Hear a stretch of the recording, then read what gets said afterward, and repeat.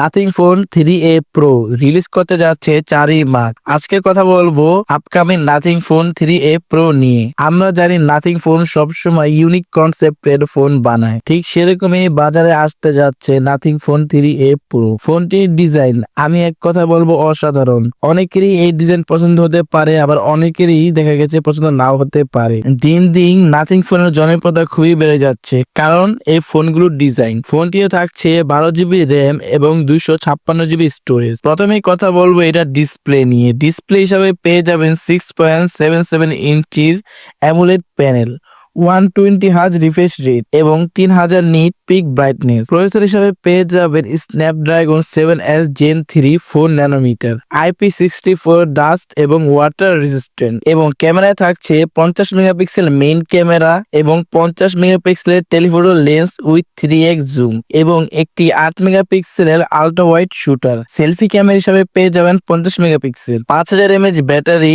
এবং 15 watt fast charger থাকছে, যেটা কি না 19 মিনিটে 50% চার্জ হয়ে যাবে এবং 56 মিনিটে ফোনটি ফুল চার্জ হয়ে যাবে। ফোনটি আপনাদের কাছে কেমন লেগেছে অবশ্যই কমেন্ট করে জানাবেন, আর ভিডিওটি ভালো লাগলে অবশ্যই লাইক কমেন্ট শেয়ার করতে ভুলবেন না।